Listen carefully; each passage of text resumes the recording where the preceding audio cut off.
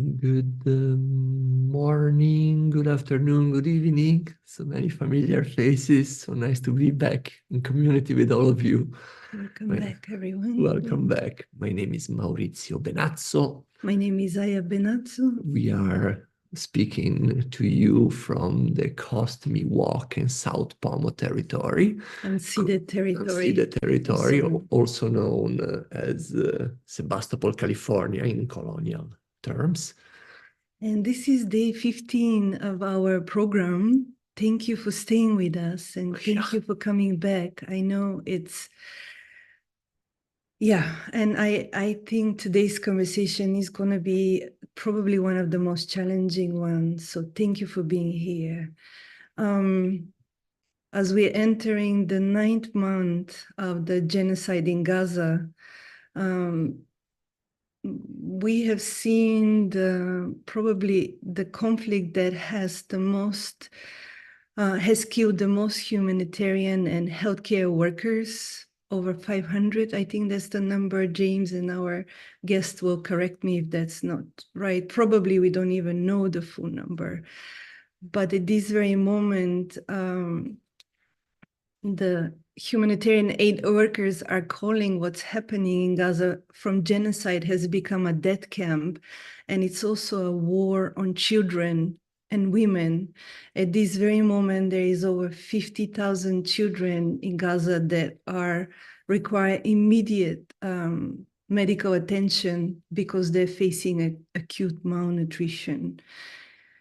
In addition to Israel not allowing any kind of aid going through, making everything impossible to reach the people that most needed food and medical supplies, and every kind of lifeline has been cut off for the people in Gaza. So as we're watching it here from the comfort of our homes, I feel like somebody yesterday shared that part of my soul is lost, is torn apart. How could this be happening in front of our eyes today? How can we have allowed this to happen? So you want to... We have some incredible guests today who can speak from the position of being a healthcare worker, from being a doctor, how they grapple, how they serve, how they make a stand with their lives for human dignity, for life, for justice. So welcome. Welcome. And today the conversation would be held, is the word, conducted at Umaymah, and I want to read a very brief bio of Umaymah. Umaymah Mohammad, MD, PhD student, and Palestinian organizer at Emory University. Informed by many years of community organizing in Indianapolis, her research interests are guided by the community of color who mentored her on the praxis of abolition, anti-racism, and liberation. She is interested in creating a practice for physicians and other healthcare workers that is informed by a radical abolitionist lens. Thank you, Umaymah. Welcome. Thank you for welcome in this community. Thank you for being with us. Thank you so much for having me. Thank you so much. I'm so honored to be here to help facilitate this panel. We have an incredible panel for all of you today to have a very difficult discussion about the role of healthcare and healthcare workers and what we're seeing in Gaza. So I'm going to give similarly a very brief introduction of our amazing panelists. And I will also allow them the opportunity to introduce themselves and talk about why they're here today. So first we have Dr. Rupa Marya, who's a personal hero of mine as a medical student, is a physician, activist, writer, and composer at the University of California, San Francisco. Her work intersects climate, health, and racial justice. As founder of the Deep Medicine Circle and co-founder of the Do No Harm Coalition, she's committed to healing colonialism's wounds and addressing disease through structural change. Thank you for being here, Dr. Marya. Next on the panel, also somebody who I've been following for many years, Nancy Mansour, who is the executive director of Eyewitness Palestine and the co-founder of Existence is Resistance, a radical grassroots movement dedicated to the liberation of Palestine. Third on our panel is Dr. James Smith, who is a British physician with degrees in global health and development, medical anthropology, and international human affairs. He has recently returned from a 2-month trip in Gaza, where he was providing medical care. And lastly, if the opportunity presents itself and Dr. Mohammad Tahir can come, he is currently serving in Gaza as a provider. He is an orthopedic and peripheral nerve surgeon from the UK who is currently operating in Gaza as part of a team at the European General Hospital. He works tirelessly day and night, demonstrating unwavering dedication to providing essential medical care to those in Gaza. So we hope that he'll have the time to be able to pop in and share his experience. But we all know the situation in Gaza is very difficult, and even getting internet access can be impossible at times. So I am honored to introduce these folks, but I would like for them actually to take a moment and take some time to introduce themselves and also talk a little bit about why you felt called to be working and speaking about Gaza's health crisis being caused by the Israeli apartheid regime and the ongoing genocide.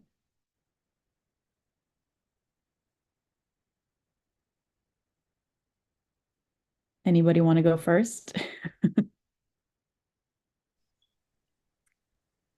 I'm happy to. Oh, okay, go for it. No, mine's brief. I mean, go for it, Nancy. So I've been, doing work around Palestine, being a Palestinian for pretty much, I say doing work. My parents took me to protest when I was younger and going back and forth my entire life, being privileged that my family never left. So I still have access to my village and my city. Not easily, of course. I'm still to them an Arab.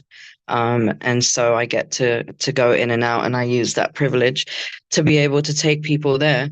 In 2009, I co-led a delegation of 200 people under George Galloway into Gaza, and it was kind of a random 200 people. And so when in October when they started attacking Gaza, my initial thought was, every Palestinian, I think, feels helpless in this moment.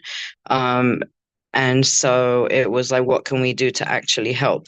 And, I've been posting for 20 years. So, it's, you want to do a little bit more than just talk about it, which is great. Not, throwing shade on it, what everybody has a role in this movement. But if you have the heart to go and do what you can on the ground and help, then people should. And so for me, it was a matter of trying to, I wanted to do a larger delegation of about 200 to 300 healthcare workers, but in the process for a few months, figuring out that was a little bit difficult to do right now. And so I took the opportunity when it came to me to co-lead a mission of 10 doctors into Gaza in March. And so just, seeing it firsthand is one, that's an experience and a life-changing experience and something that nobody can debate with you. But secondly, feeling like you're there with the Palestinians who in this moment, and for a long time, not just in this moment, feel very alone in this. And so it, even if it was just a tiny little bit that I was able to do, it felt like I was there with my people and I was able to assist, for the couple of weeks I was there. And thank you. Thank you so much, Nancy.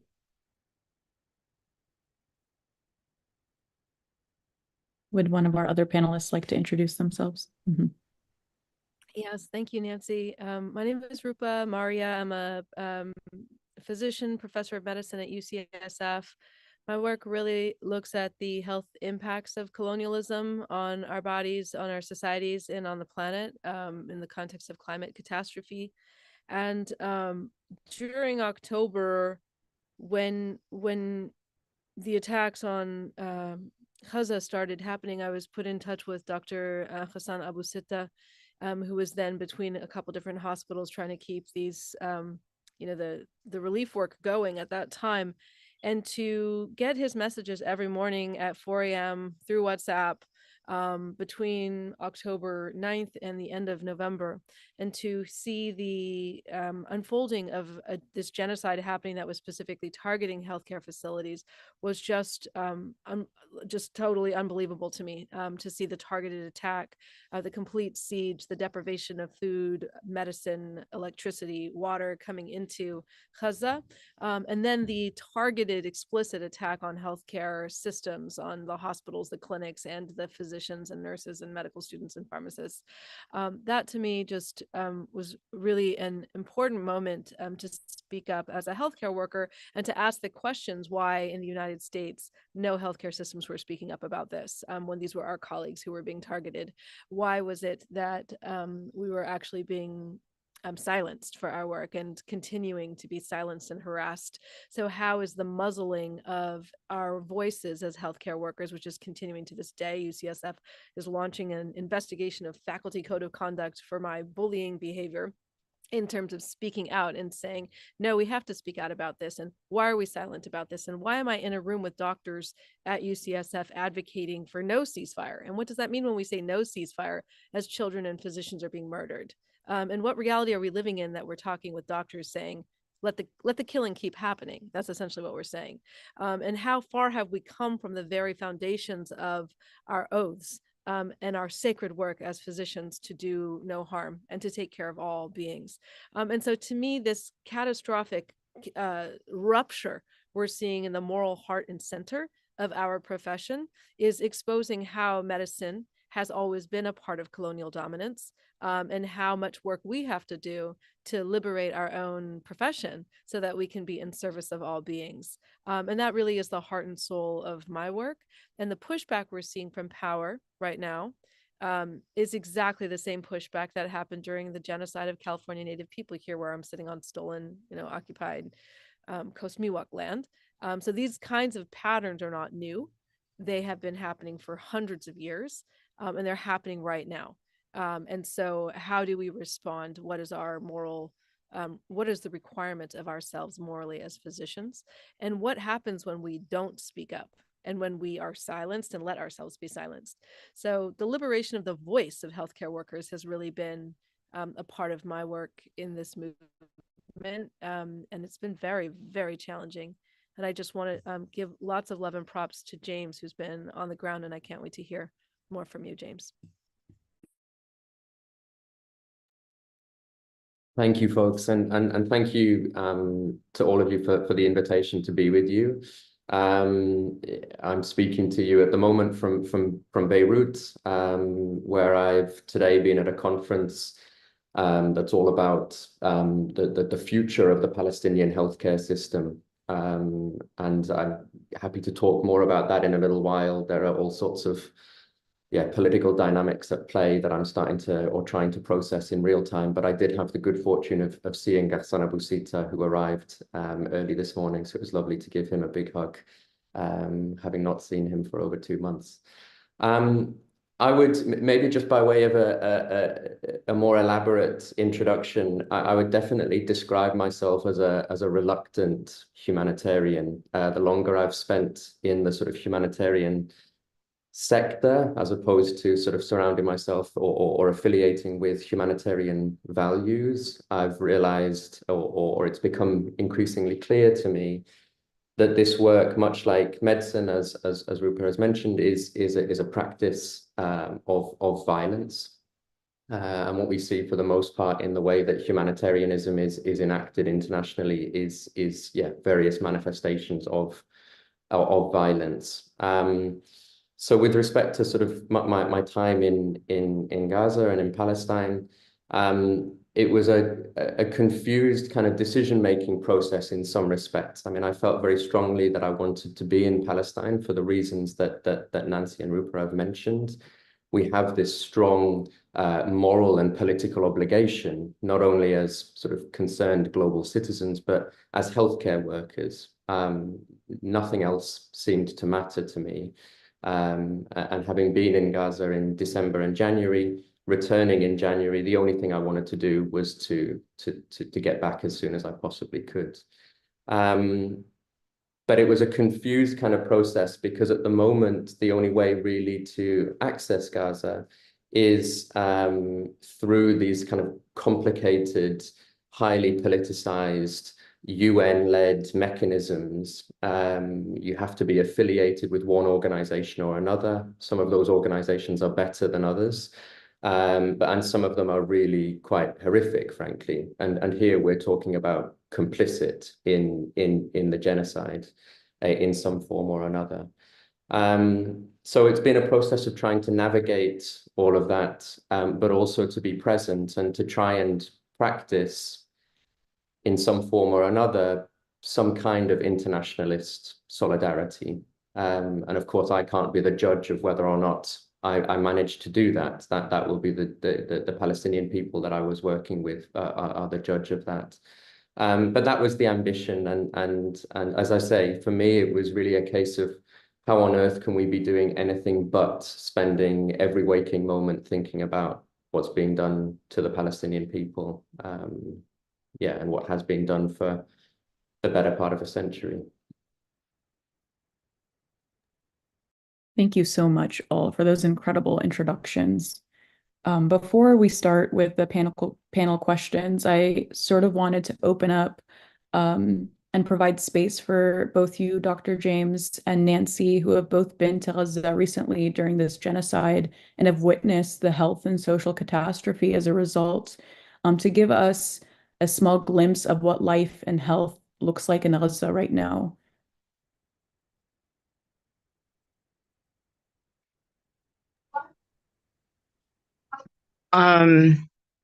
Wow. So I will say that whatever we're seeing online is from a few people. Even if you follow 1,000 people, there's 2.4 million in Gaza. And so what we're seeing online is 5%, if that, of what's really happening on the ground. You can't translate smells. You can't translate the diseases that you're seeing. It's layers and layers. I'll start with this. The way I've described it to people is it's the saddest and happiest place on earth for me that I've ever been to. And the first thing that really got me is, I've been taking people to Palestine for 17 years, and one of the main things that people always say, different people from every different delegation when they do their report backs, is, I don't see homeless people in Palestine. You don't just see people living on the streets. It just doesn't happen. We take care of our elders. If there is somebody in our family that has a mental disorder or something, an addiction, we take care of them, and they're not out on the street doing whatever, as we see in the Western world. And when I got to Gaza, I think that one of the hardest things for me to see was everybody was homeless. And that hurt. It was, watching, the kids who used to just come up and say, how are you? How are you? Now asking for money. And it's just money, money, money. And that's not who Palestinians are. And so that was one of the first things that just kind of really taught me, I guess. Although I was watching what was happening, but just not to the degree of when you're there. And I guess that comes back to when people ask me before they go to Palestine what to expect. I just say, whatever it is you think it is, it's 500 times worse. Anything in reality, when you see it firsthand, is completely different. And so, watching healthcare workers, so essentially the 10 doctors we had were spread out between Shuhada al-Aqsa Hospital in Deir al-Balah. We had folks at Al-Najjar Hospital in Rafah. We had one doctor in the European hospital. We had Dalil Sultan Clinic, which is now, or was, a morgue. I don't even know if it's still being used as a morgue. I'm sure James could probably tell us more about it now. and we were at the Emirati hospital. And one thing that I've been saying when I've been talking about this is watching, there was a Dr. Mohammad Salama who was head of the NICU at Emirati, having to make decisions of what babies should live and what babies should die. I mean, I can't, first of all, Palestinian doctors, healthcare workers have been doing this pretty much, if they're in their 30s, their entire life. This is not just since October. And they are working without salaries. There's no infrastructure. They don't have pay going in. And they're working crazy shifts. And they're making decisions of, for example, when we were there was a set of twins that were born, and there was a family that were having their first baby, and there was only 2 spaces in the incubator. So he had to choose which 2 babies should stay alive. And so he chose one of the twins and the family that were having their first baby, so that each family would have 1 baby. I think, just as a human being, like, remove politics and whatever, like, just as a human being or a healthcare worker, imagine having to make that decision and then tell the parents and then also live with that.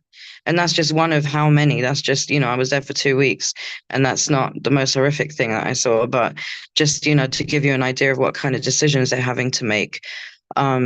People, but they call them IDPs, internally displaced people, Palestinians, are taking shelter in the hospitals. So when you're seeing these bombings of courtyards and hospitals, there are people that are literally camped out in the hospital hallways, any space that there is. Where, I mean, at one point when I went to Shuhada al-Aqsa, in Deir al-Balah, I walked in, the doctors were getting a site visit kind of walk through, and I just remember walking into this room, and there was a brother, I guess they had just brought in, that had just been injured, and I don't know, I caught, like, his eyes caught my eyes, and he was in so much pain, and I just felt like I was taking up space. One, I'm not a doctor, and 2, I also, there's this also horrific, like, feeling of, like, where's our privacy? Like, we have to literally display everything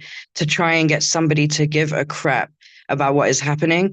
And just knowing how much pride Palestinians have, it really hurts to, like, see that there is no privacy. It's like they're displaying headless babies, and it was a lot. So in that moment, I don't know what hit. It was almost like something slapped me in the face, and I was like, I need to get out of here. And I just told the doctors, do the visit, the ones that are going to be located here stay, and I'll meet everybody else in the car. And I just removed myself, because people needed help there. They didn't need an extra body that didn't really, I didn't need to just see, like, I know what's happening. So yeah, just on every level, horrific. And yeah, that's just a little idea of what I was seeing, and I can't even imagine. I'll pass it over to James, but just even thinking about I was following, second by second of the area we stayed in, Janina, and like all the displaced kids that were outside the building that we were staying in.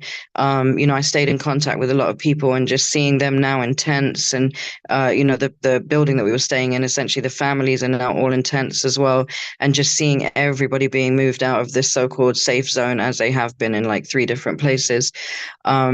But it's just, I can't even imagine what it looks. It was horrible. Like, I still haven't even processed everything, and it's been months, and like a couple of months. And so I can't imagine, James, what it looks like now. And so I'm going to pass it to you. Yeah, thanks, Nancy. There's a lot more I could say, and I guess over the course of the next hour or so, I'm happy to share some reflections. I think for the reasons you've just mentioned, I think it's important to tread sensitively. I'm assuming that we're on a call with people who have been following very closely what's happening, and as you say, the violence and the brutality of what Israel is doing has been publicized to the world. Anyone that is paying attention will see. And one of the things that I was struck by, it just came back to the forefront of my mind as I was listening to you speaking, was when you were in the ER and Shuhada al-Aqsa, it would often be quite difficult to get to the patients. There'd be relatives around, and people would be quite distressed, of course. But also, there'd be lots of people with cameras, the media from the media tent outside, but also other folks recording everything on their phones. And in many other places, you know, that would be considered really unacceptable, or families would be quite angry and annoyed by that. And there was a real general sort of acceptance, for the most part, of having to present to the world these most grotesque and horrific experiences. I guess I'm assuming that people almost saw it as part of, you know, the caregiving process, that the doctor and the nurse would be there trying to put a line in while somebody sort of live streams what has happened to your child or to your father or your mother, you know, and that was just really striking, that yeah, people were having to document, but also to communicate these really horrific and deeply sort of interpersonal sort of experiences. Maybe the only other thing I would mention, just to convey or to reconvey just how horrific the situation is now. I mean, you're absolutely right that even the most sympathetic media outlets have not been able to convey what is happening in Gaza. I follow a lot of Palestinian and Gazan journalists and Gazan friends and so on that are living and still in Gaza. And they portray some of the most horrific things to show the world what is happening and what's being done to them. And it still doesn't quite capture the cumulative weight, the barbarity of what is happening. Yeah, I mean, three of the healthcare facilities that you mentioned there, Nancy, are no longer functional. Al-Najjar is not functional. Emirati is not functional. Tal al-Sultan Center is not functional. And even then, not functional, it sounds very passive. You know, it's not like, you know, they just left and closed the doors. We were at the Tal al-Sultan Center on, I think, the 27th of May.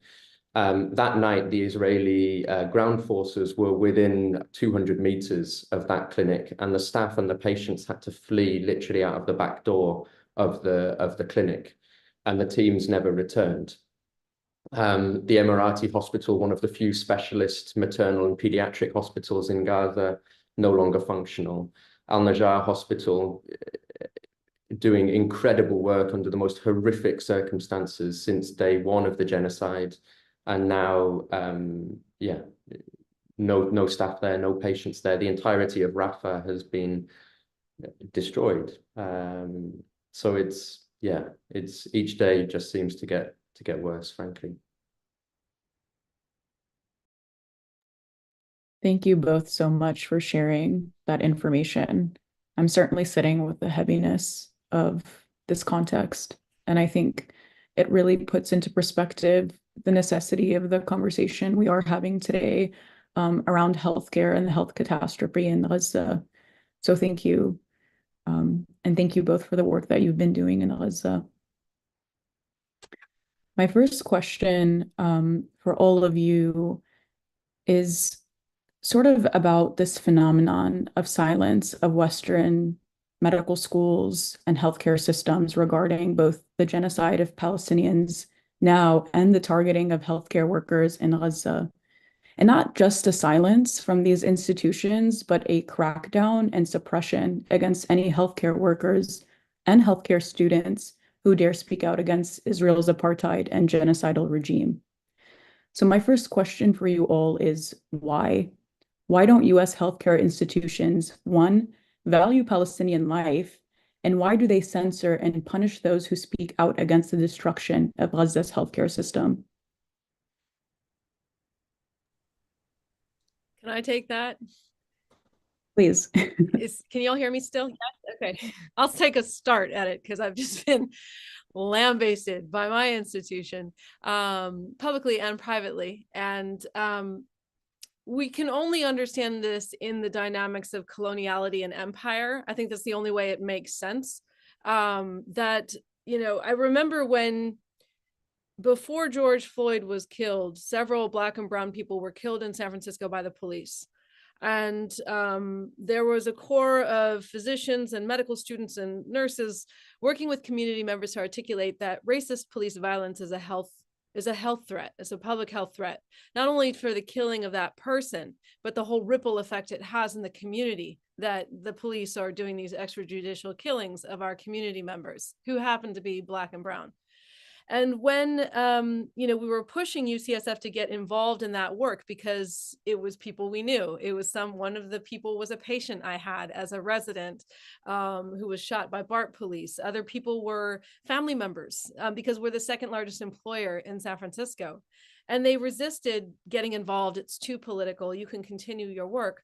George Floyd was killed, and the chancellor's office put out a communication that say, we deplore all violence.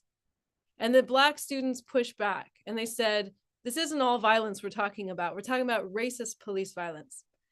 So to obscure the dynamics of power is how coloniality works. So when you obscure who's doing the killing and how the killing's happening and the directionality of the killing and the racist dynamics around the killing, then the killing can have this cloud of confusion around it. And we're talking about both sides. We didn't ask about how George Floyd's killer felt and what his perspective was. That wasn't the concern when we're witnessing this kind of dynamic of power and violence. And so what I think is very interesting is the weaponization of identity in order to further obscure the dynamics of power. What we have in Palestine, in that region, is the same thing we have in India and Kashmir, which Arundhati Roy now is, the government there is trying to send her to jail for comments she made about the coloniality, about the British, dealing with the aftermath of the British Empire and how it is expressed in dynamics of power around the world. These are things that are very challenging to discuss, but need to be discussed because history and power sediment in our bodies. Even if there's not this active killing that we're seeing right now, the active genocide, there's a slow genocide whereby Black, Indigenous, and brown people here in the United States have worse health outcomes chronically from the burden of chronic disease, and that medical apartheid exists in Palestine as well under Israeli occupation. And so that we have to understand that dynamics of power have real effects on health outcomes. But most people who talk about health equity in the United States, and you'll notice almost all of them have been silent about Israel and Palestine, they don't want to talk about power. They'll talk about other things very carefully, but they won't actually get at the heart of the matter, which is an issue of power. And so once we start to look at that here at UCSF, we see that our largest donor, which is the Diller Foundation, funds the Canary Mission, which has now put me on their website, which doxes and discredits and destroys the careers of US academics, students, and faculty who are critical of Israel. The Diller Foundation also funds some of the most rampantly racist, Islamophobic, and anti-Arab organizations in the EU and the US. The Diller Foundation is the largest funder of UCSF and has many endowed chairs of professors all over the UC system. Some of these people, like Ron Hassner, is an expert in torture. Some of the Muslim students who were listening to Dr. Hassner lecture heard him talk about his role in IDF-style interrogation of Palestinian people. And so this is the web of relationships of power is what we are experiencing as we put our voices forward in our moral, ethical framework as physicians to say this is wrong. Children should not be murdered. Doctors should not be killed in the act of giving care. Hospitals are sacred places, no matter what color or religion or creed you are. Hospitals are sacred places of care. Those moral frameworks are in direct antithesis. They're in direct opposition to the dynamics of power of empire and coloniality. And the US's involvement is one of empire, and it has always been in the Middle East. And so now we are, when you're saying, that you're studying abolitionist frameworks in medicine, learning from our Black and Brown communities who've been in struggle here for hundreds of years in Indigenous communities. This is a struggle that is that long. And what you'll see here in the state of California is California's Senator Scott Wiener, who's been to Israel several times during this genocide and has been publicly attacking me and calling me a Jew hater, which I'm not, because half of the people who are involved in our movement here in the Bay Area are Jewish and they're our friends and family. But specifically, that he, as a California state senator, is going through the California state curriculum and trying to get different counties to not, or school boards to not take on curriculum of ethnic studies in the public school system that will give voice to the history and experiences of Brown, Black, and other oppressed peoples around the world. So why can't we speak of our histories? Why can't our children learn history? Why is this happening not only in Florida, but in California? And why is this happening right now? And so these are the questions that it's happening from our primary education through our medical schools, a desire to silence the narrative of Brown, Black, Indigenous, and other oppressed people who have been literally harmed by the medical system. And this is a time where there's so many of us there now, and so many allies, people like James, who will have stepped in and said, actually, no, this is wrong. We don't want to base a society on a will to power. We want to base a society on a duty to care around the world, period, and stop. That's it. And that's what we're seeing right now, is this battle over narrative control and trying to weaponize, oh, this is about hating Jews, or this is, no, this is not about that. If, people in Israel were atheists, most of the pro-Israeli people in the United States are Christian. This is not about that. And to do that is a sleight of hand intellectually that prevents us from talking about what this is, which is power, and the will to power.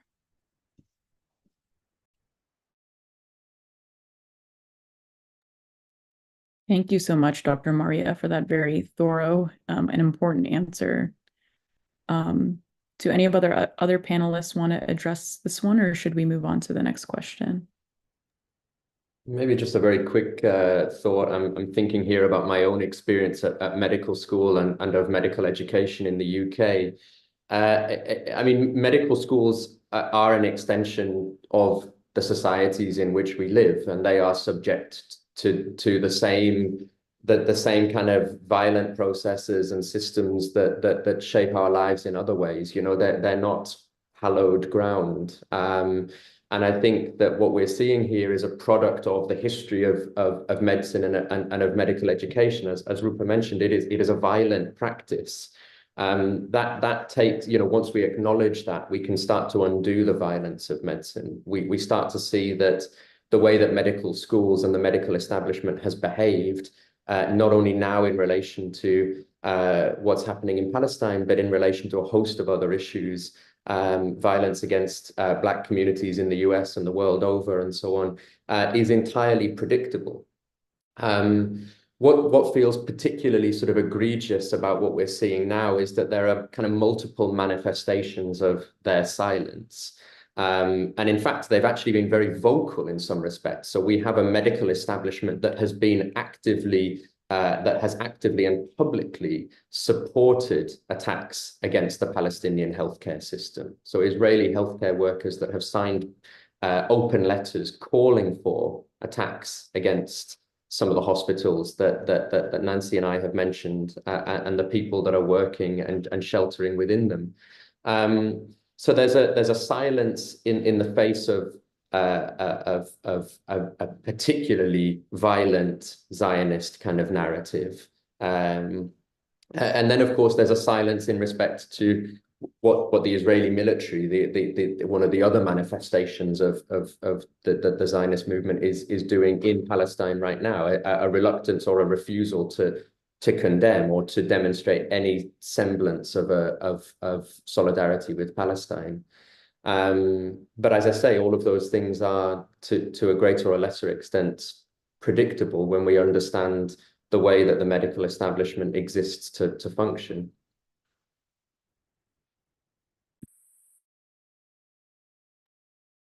Thank you so much, Dr. James. This sort of goes into our next question, which I feel like, you both touched on, which is, what would you say to those who push back on healthcare workers and organizers who are holding medical institutions accountable under the guise that it disrupts the neutrality of medicine and healthcare?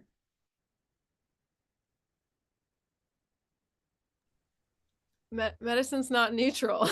That's what I would say. It's never been neutral. Our pulse oximeters don't measure the proper oxygen content of Black people's oxygenation. So many Black folks were sent home erroneously during COVID instead of getting oxygen that could have been life-saving. How did that impact the health outcomes and the death rates that we saw in the Black communities if you were sent home instead of getting admitted for medication during COVID? Medicine has never been neutral. It has always been biased towards white, landed, cis, hetero males, just in terms of like what we study and what we know. And that's just the way it's been. In order to make medicine serve all, we have to take on exactly these kinds of issues, and not just these issues, but all of the issues, starting with here on stolen land. What's going on with our California Native community, who an hour north of San Francisco had no access to running water during the COVID pandemic. How come, first of all, we don't know that? How come most Californians don't know that there are California Native people living here who have undergone a very similar genocide, where the state of California paid for scalps and heads to clear the land to make way for the gold rush? This process we're seeing happening in Gaza right now is a historic process that has happened many times before, and we're living with the outcomes of those processes now. So I would say that medicine has never been neutral, and it's important to recognize, if it was neutral, why is the entire C-suite male or Asian and white? Where are the people who make decisions about communities and their health, and not just serving as agents for power? And so those are dynamics that need to be questioned and brought forward as we strive to make medicine something that can serve all. And that really is, especially as we're staring climate catastrophe in the face, with 1,000 people dying in, going on their pilgrimage just right now. It is a critical time for us to start stretching our imaginations as much as possible to understand our duties of healthcare. Because I had a patient who came into the emergency room just in November who had a ulcerative colitis flare. Never had one, hadn't had one in 20 years. And, I was talking to him and asking him, what could have possibly set this off? And I looked at his last name and I said, I'm sorry, where is your family from? And he just started bawling and he said, Palestine. So even if we're not, there and we don't know what's going on, it's having real impacts on our community members, whether it's my colleagues at UCSF who've lost 100 family members in the current violence in Gaza, to my patients, to people who walk in the hallway, other doctors who pulled me aside and said, I feel like the administration here doesn't care if I live or die. And they're not even Palestinian. They're just a hijabi. They're just a Muslim woman who wears a hijab, right?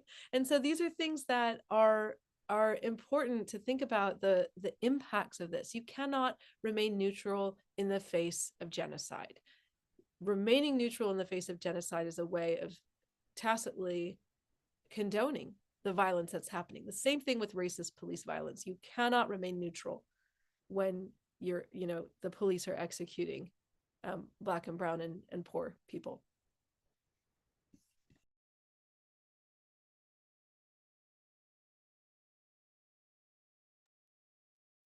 Yeah, I mean, I of course would completely agree. I mean, I think that there's possibly a distinction there between sort of medical neutrality, which, as Rupa has mentioned, is a fallacy, but also political neutrality, and we have been taught and conditioned to adopt what appears to be a kind of a form of political neutrality, which is in and of itself a political position to try and sort of feign this sense of being neutral, or to stay silent, to effectively be indifferent, to close your eyes and to cover your ears, is a political stance.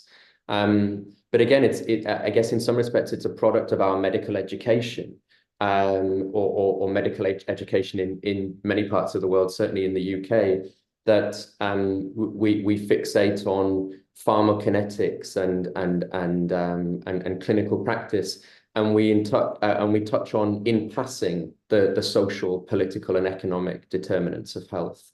So healthcare workers or doctors, the medical students that I was training with, became very good at diagnosing clinical pathology, but they never felt or they weren't imbued with this sense that part of their responsibility is to tease out and to rail against the political and economic determinants of health.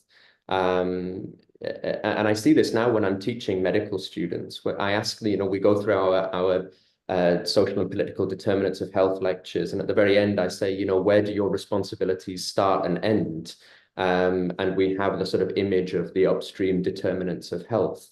And very few of the students that we engage with feel that it's their responsibility to even put a finger on the political systems, the economic processes, capitalism, white supremacy, that shape the way that our lives are configured. They just don't see it as part of their kind of moral duty, or one of their professional obligations. And James, thank you for saying that. And it absolutely is, because we will be ineffective in our work. And this is the work that Raj Patel and I did in our book, Inflamed, Deep Medicine and the Anatomy of Injustice. We coined this term deep medicine to help give a framework to think exactly of that, James. So instead of just studying, the smallest invisible thing, we look at the largest invisible things, the structures with which, inside which our lives are circumscribed. And those structures are really what's driving the burden of chronic inflammatory disease that most of the people I see in the hospital are suffering and dying from. These structures also lead in their most egregious and disgusting form to the depravity we're seeing in Gaza, to genocide, to the eradication of whole people's systems of thought, and God forbid, their incredible ways of tending the earth, which are critical right now, that the people who know how to tend the land that they're on are kept intact and healthy, and teaching the rest of us how to live well on this planet that's going up in flames. And so I think that when you have a group of people who have not learned how to be literate in power, then taking on this language with health equity in particular, I hold these people to a higher level, a higher bar, because they're using the language of movements, but they have not been instructed in dynamics of power. So they become mouthpieces for coloniality. They become actually the foot soldiers of empire. And that's where, we have to recognize that this is a critical moment to think about how this situation in Gaza can open up our minds to become more courageous as healthcare workers, to speak up for something so horrific that's happening there, and understand how that plays out within our context here. If anything, the silencing that has happened, and at my university, we have had, residents who've given lectures who happen to be Palestinian talk about medical apartheid. Their lectures are taken down from online. Violence prevention experts, their lectures, they mentioned one slide about Gaza, taken down online. Residents who are health equity residents put one slide up, pediatricians, about the kids who've been killed in Gaza, their lectures taken down, and their department chair, like just department-wide, shames them on an email, like, how dare you bring this up? It's over and over and over again that this silencing is happening. So if this really was an issue of, oh, we don't talk about that, why is there so much silencing? And that really speaks to those dynamics of power, like I was raising with the Diller Foundation, with money, with power, the will to power, that U.S. Doctors can express views that reflect the views of the U.S. State Department, but we can't reflect the views of other human beings on planet Earth. That's not right. And so it really is a time to understand those dynamics and push and create some space for us to advance an agenda of health for all.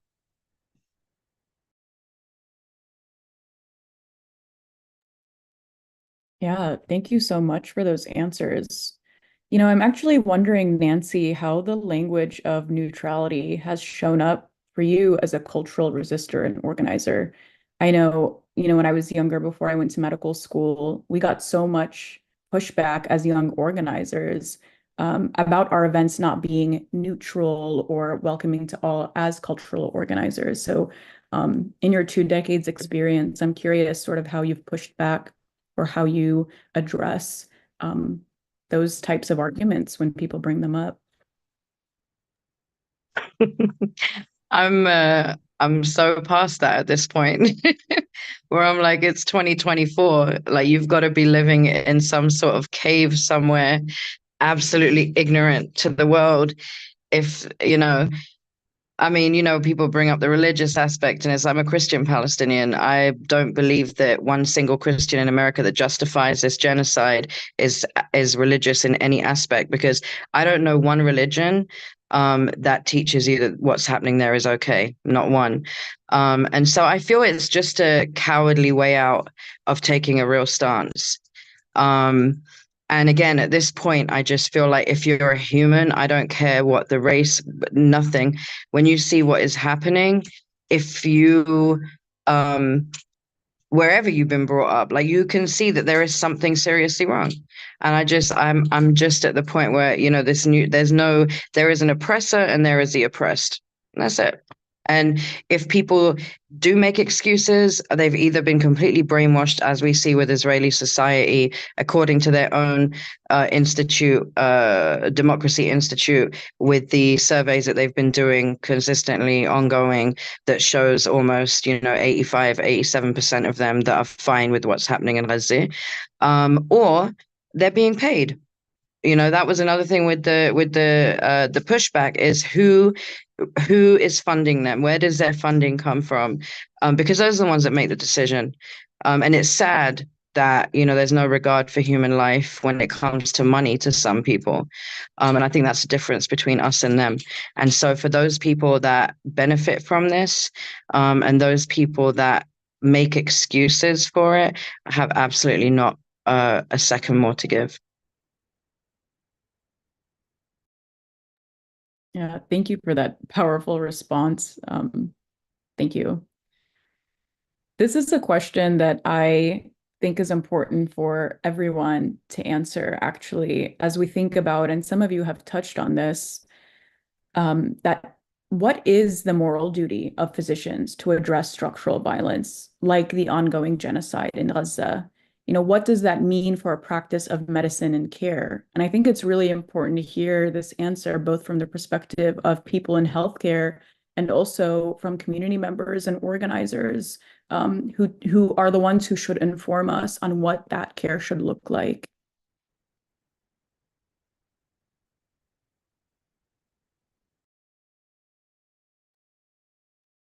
I can jump in with some initial thoughts. I mean, the first thing to say is it's interesting that you mentioned medicine and care, because I much prefer talking about care in the sense that it's a much broader set of practices. I think it also challenges the sort of the way that we've come to understand, or the way that medicine is enacted, which is often quite patriarchal, quite masculine. But yeah, we talk more and more now about a kind of an ethics of care, and how that can manifest in all aspects of our lives, and also how it's not an exclusive practice. We talk about medicine as though it's the sole kind of practice of MDs and so on, but care being something that is our collective responsibility. I mean, I think, again, maybe to come back to my earlier point, it is so much a part of how I believe we should practice as doctors, as nurses, as healthcare providers. And yet it has been increasingly sort of sidelined, particularly when you work in profit-seeking healthcare systems, but not exclusively so. The NHS is well, it's very much under attack, but it's also an imperfect system and a violent system at that. But yeah, care has been sidelined, and despite the fact that I would consider that it is yeah, I mean, it's our core kind of moral obligation as healthcare providers. I think it will take a lot of work to recenter care. I think, I mean, I do draw some hope, maybe just to be slightly more positive for a moment in what we're seeing with, in large part, abolitionist movements that are pushing not only to destabilize, but to think really seriously about what comes next, what follows. And that's where I've seen some of the most kind of vibrant and exciting kind of conversations about the kind of radical reimagination of what healthcare is, what it should look like, what our society should look like.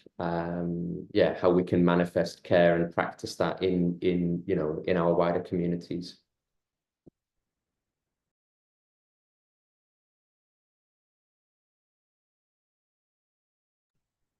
I would say, thank you for that, James. I would say that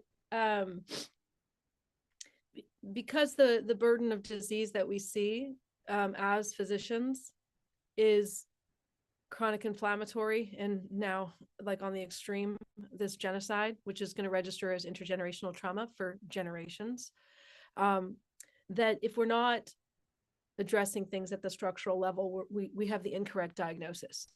So we're not going to stop the rising tide of diabetes by giving people more insulin, by focusing on individuals. We have to focus on the structures that are driving this crisis of our food system and diabetics, of diabetes. So these issues are caused at the structural level. So we must perform our duties at the structural level as well, which doesn't mean we abandon our patients and we continue to do that work, but it means that we have to get involved in partnering with community workers like Nancy, who's got her eyes on the ground and knows what's happening in her community. Because the people who have instructed me the most on structures that need to change are the people who are being crushed by them.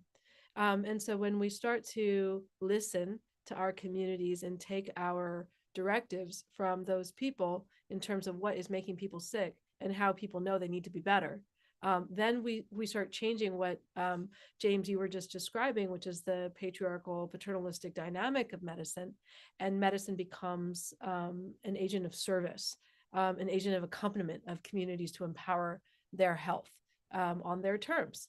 And so that is a very different kind of medicine. And again, it is coming from the viewpoint of an abolitionist practice. Now, that's to say that, is the professional class ever going to be at the forefront of a transformational revolutionary movement? No, because most people in the professional class are careerists and they care more about their career than they do about movements. And that's how doctors betray. That's how the medical system continues to betray the communities that they pretend to serve. So even if they put their billboards up that they're advancing health equity, on the side, they're like, undercutting the real estate dynamics in those communities and destabilizing communities.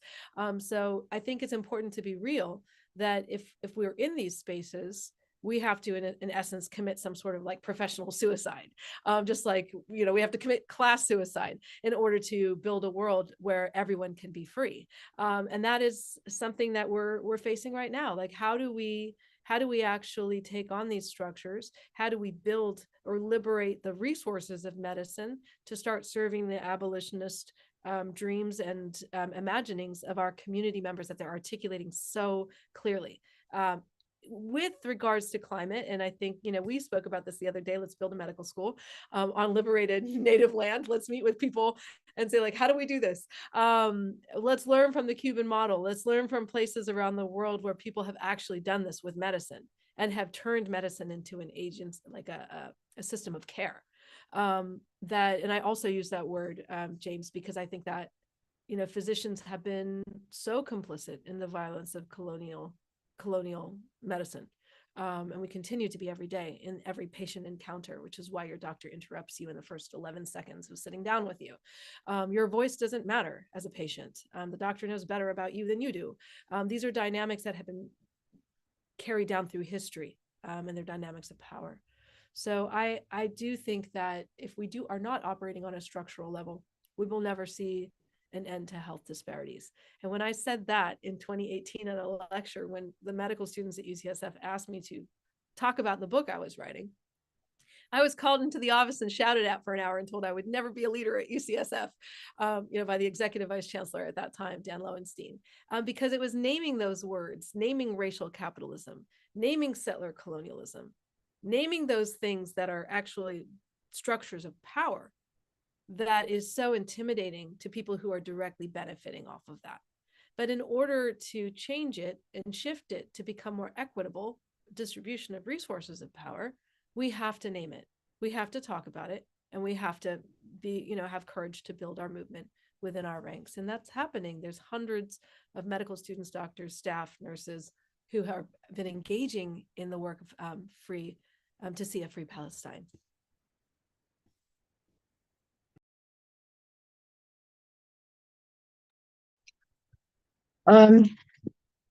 Thank you so much. I'll just add,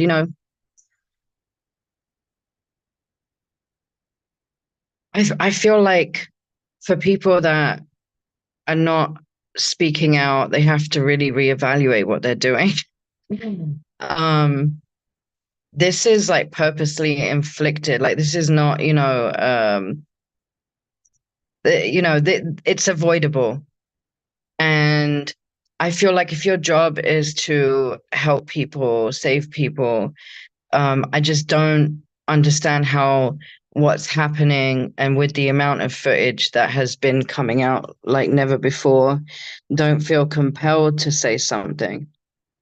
And I do believe, like, the people that have spoken out, it always just takes that one person to start that role. It's that domino effect. And so if you feel like you want to say something but you hold it, but just do it. I encourage everybody to speak out. I encourage to start organizing so that these institutions divest from genocide. Here's the thing: Palestinians, just even the smallest children that I encountered, have absolutely no fear whatsoever. They fear nothing but God. They like nothing. There's nothing that can scare them, and that's why Israel will never win this. Because when you don't, I mean, they're trying to scare them. I mean, at this point, it's past that. They've seen everything. They have lost everything. And so, for me, I just feel like what do we have? What are we really losing? We're going to lose a job? Like, really?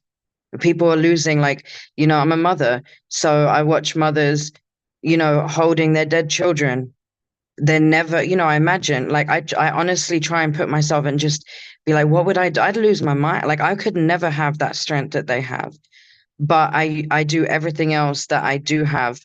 But I haven't been put in that position, thank God. But they don't have that choice. I do everything that I can do in my power to speak out. And I think that, especially being a healthcare worker and seeing, just not even having the supplies to wrap up a burn wound, I really, and again, I organize, I've worked, I visited children in 2014 in the West Bank that were being brought from Gaza when they were bombing Gaza in 2014. It really boggles my mind that we're even having to have this conversation. Like, it's really, like, I just don't understand, like, where is humanity? But as healthcare workers, to think about everything that you have and everything that is accessible to you, and then thinking about, just trying to imagine working under the conditions that Palestinian healthcare workers are working under, and making do with sorry, something we didn't touch on is also just thinking about the everyday issues, right? People with diabetes, people with kidney failure, dialysis machines, and how they're not getting 4 hours 4 days a week anymore. It's there's a couple of machines, literally like a few machines in the whole of Gaza.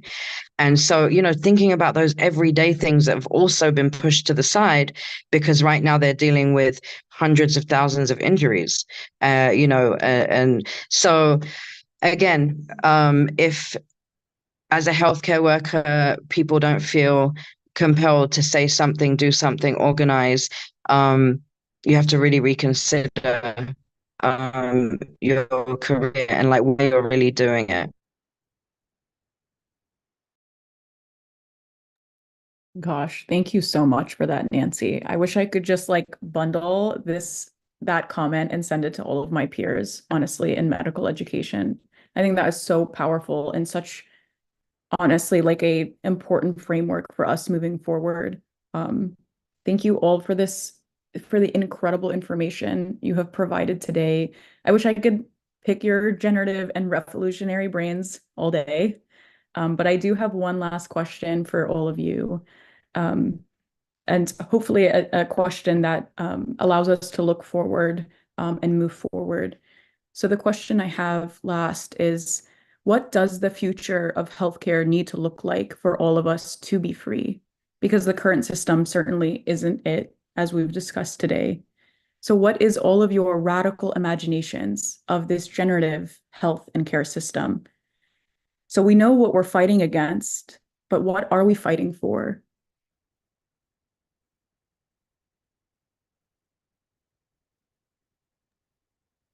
I'm happy to jump in, but yeah, this is such an exciting question and one that I mean I talk to friends about, but I'm really glad to have the opportunity to talk to with you all about now.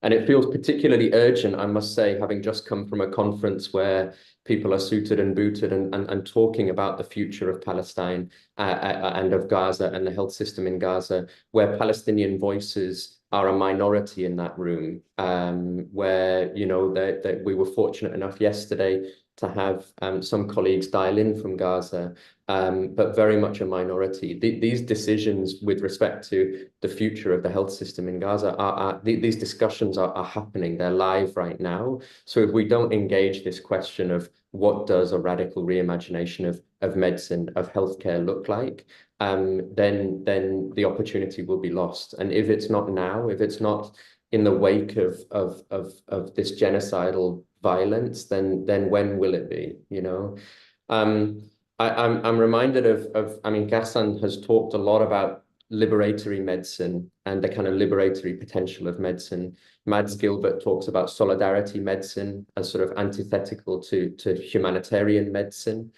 There's one thing that I've been sort of thinking a lot about when I've tried to grapple with this notion of kind of humanitarian complicity, which is that if the aim of genocide is eradication, then simply to practice medicine, even if you are the most conservative physician in the world, if you go to Gaza and you practice medicine and you are able to save a life, then you are practicing intrinsically a form of kind of anti-genocidal resistance, whether you realize it or not. You are resisting the genocidal ambition to eradicate. But that in and of itself isn't necessarily liberatory medicine. There has to be something else. There is something that, and I think I'm sort of trying to pull together everything that we've just been talking about. It's about really then being able to put a finger on the settler colonial determinants of health.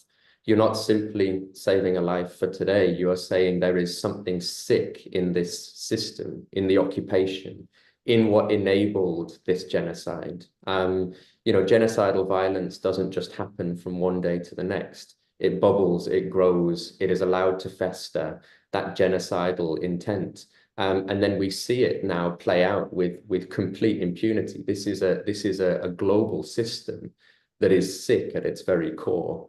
And a liberatory medicine not only continues to provide care and to administer care in situations of extreme violence and in situations of where violence manifests more insidiously, but it also is political, it agitates, it's activist, it takes to the streets. You know, and for me, I think that is what the future of medicine needs to look like. And if it doesn't, we will be in even greater trouble than we already are. Thank you, James. I see the future of medicine. So this is my musician self, my composer self. I'm so grateful to have had a life of equally spending time composing music and being a doctor, because it means that my imagination has always been a part of my practice. And when we don't exercise the imagination, we fail to see what's possible. I think medicine needs to adopt a vision of whole systems health. And by that, I mean human beings re-entering the sacred, the web of life, our relationship to the earth, looking at the places where we have wounded our duties to care for one another and to the web of life. And if we attend to those on a primary level, if we stop seeing the earth as something to be, first of all, as a thing, if we stop seeing the earth as an inanimate object to be exploited and extracted from, if we stop seeing the water and the soil as something to be worked and used, but as a being that we have relationship to, as we start to mend our relationality to all beings, then we can start advancing a system of care that is based on those duties of looking out for one another. So I see the future of medicine as being a place where the best of Western science comes together with indigenous wisdom to learn how to be well on this earth together, to learn how to share the things that keep life thriving and healthy, that cultivate and support our biodiversity and our histories, where we no longer engage in epistemicide, where we no longer engage and allow for systems of domination that seek to extinguish some ways of knowing while privileging other ways that are in service of domination. So I see the system of medicine in the future as being one of deep equity and deep humility, of learning about how to be well together on this planet, about coming into new kinds of scholarly and academic relationships to advance our ways of knowing together, and to do that always in service of communities and always belonging to communities, because we're not separate from, we are a part of. We are not separate from the earth, we are a part of her. We're not separate from the web of life, we're a part of it. And so when we see what's happening in Gaza, what hurts my soul so deeply, what hurts what's called me, you asked in the beginning of this, what made me respond, is it crushed something so deeply in what I hold true about health, which is that we have to honor living beings, living things, that this kind of violence and destruction is going to actually grow, which is why we're seeing these cop cities pop up all over the United States, the militarized response to the students who have been standing up against this genocide. This mindset is ready for the coming collapse of climate. The people who are doing what they're doing in Gaza know what time it is, know that the resources are scarce, know that people are going to be hungry, know that food systems are collapsing, know that clean water is going to be harder to come by. They are ready. So I say the future of medicine has got to get ready in another way, to build radical, deep systems of care where we work together, where doctors are a part of that work, but not leading it and not in charge of it, but following our community members in what they know has to be secured, so that we can make sure everyone gets through this pinch point in history, human history, in a way that helps our collective consciousness evolve to a greater degree. Thank you. So, I'm probably not the most to speak on this, but I will say what I do know is that one, I would like to see not one genocidal organization or Zionist funder in healthcare, period. I would like to see the $10.4 million a day from my tax money, from US payers' tax money, be put into the healthcare system and not being funneled into more weapons for Israel. And then, just lastly, I would love to, at that juncture where it's, being rebuilt in these conversations, is to have Palestinian doctors who, again, have been dealing with trauma like their whole lives, to be able to be in this discussion and tell us how they've dealt with it and what systems can be put in place to better help them. Hopefully not for any future genocide, but to see, to just have a better infrastructure of the system. Thank you. Thank you all so much for offering those beautiful, radical imaginations. It has been my absolute honor, Nancy, Dr. Myra, Dr. James, to facilitate this conversation with you all and to learn from you all, and to hold sacred everything you've shared today. I hope the audience feels the same.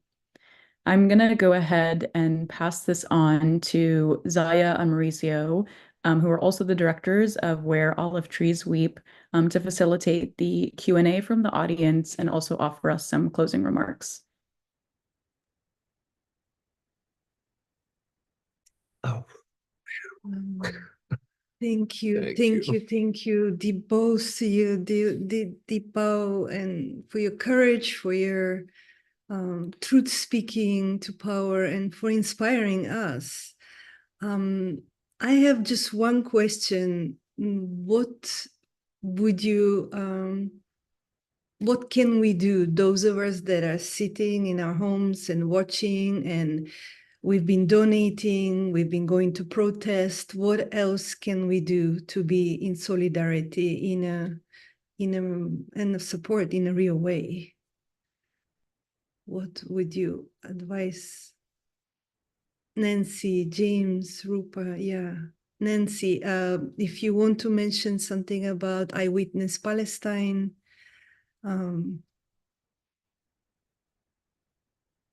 We lost Nancy. She will be but it's in back. we put it in the chat. We put the Eyewitness Palestine. James, what do you, from being in Gaza, what do you think those of us who are sitting and watching every day the genocide unfold can do and be of real support? Yeah, I mean, I would say don't stop, don't you know, let the fatigue take hold, because our colleagues and our friends and our comrades in Gaza are not fatiguing. You know, as recently as the 5th of June, we were all treating patients on the floor of Shuhada al-Aqsa.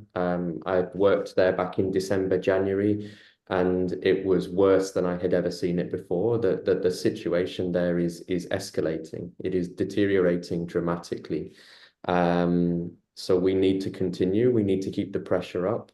I mean, I sense that I'm speaking to friends here who are already in one form or another very actively engaged. But to continue doing that outreach, to be present in our communities and speaking to people that perhaps aren't as engaged, certainly an escalation of street protest, I think, is important. I mean, I think we don't talk enough about direct action.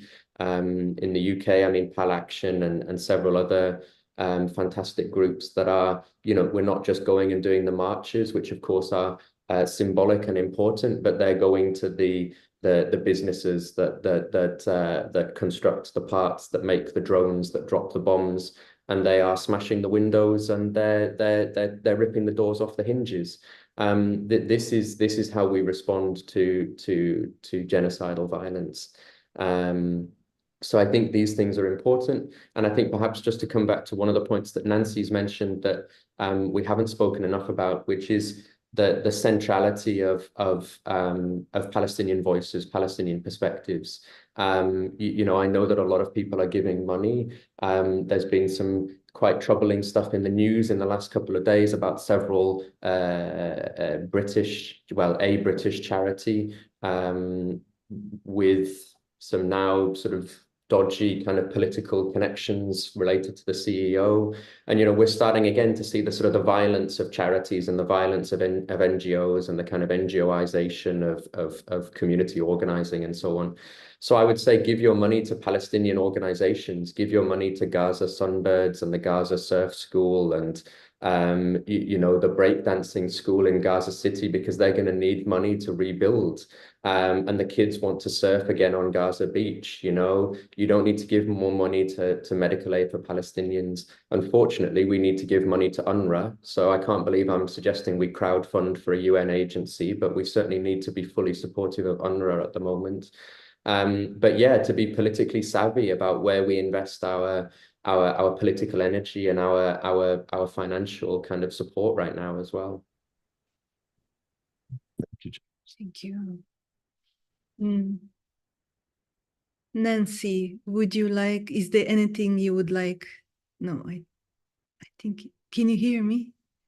Can you hear us? Can you hear me? You're in I and can hear out. you. Can you hear me? Yes. Yeah, the Zoom keeps cutting out. Mhm. Can you hear me now? Yes. Yeah, no, I think James covered it, and I'm so glad. I just want to add, I'm so glad you mentioned the breakdancing school, the Camp Breakers crew. A friend of mine, Mohammad, started that school, and I was fortunate enough, even though he had been hit twice at that point in March. I did some workshops with the kids there towards the end of March, and another thing about Gaza is just all children. Everywhere you go, it's just children. Like, it's not a lie that half the population is children. It is all kids, and they are the most beautiful, just loving children I've ever met in my life. Even throughout what they're going through, they were just able to radiate love. And just certain things that the kids would say to me, especially in the breakdancing school. One of the kids turned around, he said, if you want to come back, you should, because I feel like I'm on vacation. And it was hard because it's like I was there for one day with them, you know what I'm saying? But like, they were just so appreciative. Another one was like, it's okay. I asked him if he was scared because there was shelling from the tanks going on nearby. And I asked them if they were scared, and he said, no, it's fine. He says, what God has written will happen. If we die, we die. If we live, we live. And it's just sad to see children speaking like that. Like, they shouldn't have to even think about things like that. So definitely support the initiatives on the ground. I will add a couple of organizations. Friend of mine, Bisan, who's a journalist there, has an organization, Ili Ilak Ilna, for you, for me, for us. And there is also an organization, Shabab Ghazi. They're all on Instagram, and I'm happy to share with you guys the links. Shabab Ghazi. It's more difficult they have PayPals and GoFundMes, but they are getting the money. There are people helping them get the money in, and they're doing mutual aid distribution. They give out food, water, and money, and that's what people need. And so if, definitely support the initiatives on the ground. James is absolutely right. Even new organizations that are popping up, there are already Palestinians doing the work. Support them in doing the work, because they know how to do it best, and they know what they're. Thank you so much. you, Thank you Nancy. so much. This is very helpful. Very helpful. I would say, just James, if there are efforts that are being led by Palestinian physicians and healthcare workers to rebuild Gaza, I would love to learn more about how to support that. And then I would also say, for folks at home, contact your local medical school and be like, hey, what are you guys doing about this genocide in Gaza? Just even as a patient, if you're a patient there, your doctor's office, where you go, because when they hear from you that you actually care about this, that you're questioning why they're silent. Notice you guys haven't said anything about this. That it puts them on the spot, and they are required. They will be required to answer for their violence, their silence, and their complicity. And so the more we put them on the record as being complicit and not coming out, it's critical, not only for the moment, but also historically. Thank you, thank you, thank you, thank you, Umaymah, for this wonderful facilitation, and thank you, everyone, for giving us your time to learn from you and to inspire us to continue being in solidarity and support in real ways. So, Yeah, we are. I constantly, by hearing you, I was feeling spiritual messages somehow. I don't know, the way you're framing how medicine should be, it opens my heart, because that's the baseline of a just society. Is a baseline of a just society. And so to hear this, I don't know, yeah, you help me see the world see your role in an entirely different way. And I thank you so much for this. I'm really, with Zaya this morning, we were saying, these doctors are the real saints. You guys, you are the real saints. because it's incredible what is happening, and I mean, No sainthood here. No sainthood here. We're all in this mess together, and we're all building the just world. We've all got a role to play, but I don't take the sainthood. Not yeah, but me. the sainthood is a very simple grade. You see, sainthood should be the basic grade of humanity. That's what I mean. It's just that we are below that. It's just sainthood is not something above. Sainthood is the baseline, but most of us are not. Most people are not in that way. Yeah. Thank you for your work. Thank you for your presence. And let's stop this madness. That's it. We cannot have humanity. We can't sit and continue witness this happening. This has to stop. And may this be an opening for all of us to see more clearly that this is not the world we can continue living in. This has to change. Thank you all. We will be sharing all the resources on the film website, and we'll sending an email as well with the resources we heard today. So we'll continue. And we meet again tomorrow at the same time for another conversation with, sorry, I forgot what's tomorrow. Lisa, help me. Yeah, I think we have activists and lawyers tomorrow speaking about the urgency of acting today. Yeah. I put it in the chat. Lisa. Thank you, Lisa, also for holding space for all of us to meet together at this time and for this to be shared. Yes. And thank you to our team. Yeah. Thank you, Carlos. Be well. Take care, everyone. Thank you. Thank you. Thank you.